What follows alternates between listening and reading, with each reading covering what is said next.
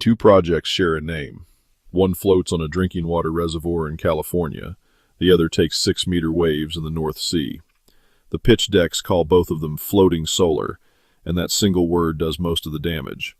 Which water are we talking about? Floating photovoltaics, in one breath, standard modules mounted on buoyant structures, moored rather than piled, cabled back to shore or to a neighboring platform. Same cells you'd bolt to a field, different everything else. Start with land, because that's the argument that travels furthest. In the Netherlands, Japan, Korea, Singapore, anywhere a gigawatt of ground mount means buying farmland or arguing with a town, surface water is the cheapest acreage left. Offshore, that argument goes absolute. No siting fight. No compensation for arable land. No shadow flicker complaint from anyone. Whether that offsets the marine premium is a separate question. Keep it separate. Cooling is real and routinely oversold.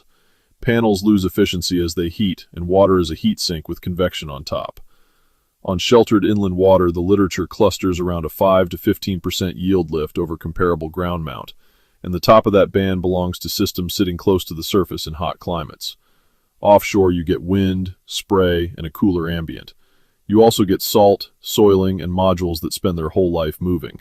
5 to 15 is a band, not a number you carry into a financial model. The strongest offshore argument isn't cooling, it's the cable. A wind farm out there already owns the expensive parts: export cable, offshore substation, grid connection, seabed lease, vessel contracts, and O&M base. That export cable sits idle at a capacity factor set by wind. Put panels in the water between the turbines, and you are feeding the same conductor on a different schedule.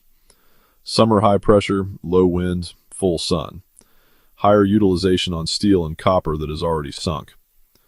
Solar Duck's Merganser pilot with RWE, Oceans of Energy in the Dutch North Sea. Those are not utility-scale bets. They are survivability tests inside exactly that logic. Survivability, because that is the whole problem. Inland floats deal with ripples and ice.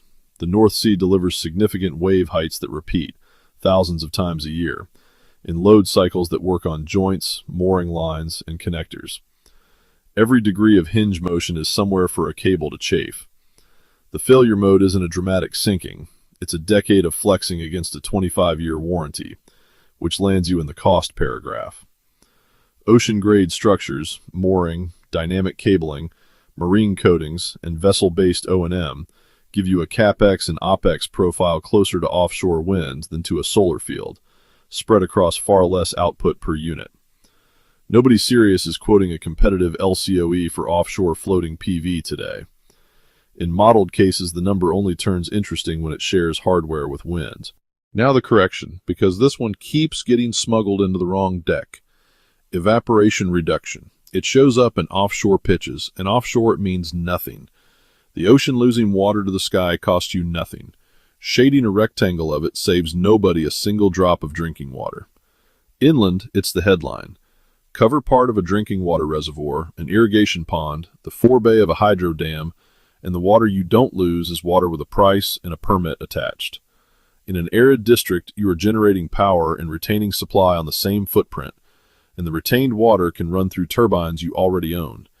Add suppressed algal growth and shorter cable runs to an existing substation, and it stops looking like a solar project. It starts looking like water infrastructure that exports electricity. Two cousins, one last name. Inland floating solar answers land scarcity, evaporation, and grid proximity for water utilities. Offshore floating solar answers export cable utilization for wind developers. They share a supply chain and almost nothing else. Different loads, different failure modes, different customers, different regulators. Policy written for the family name funds the wrong cousin. So the question isn't whether we need floating offshore solar, it's which problem is on the table.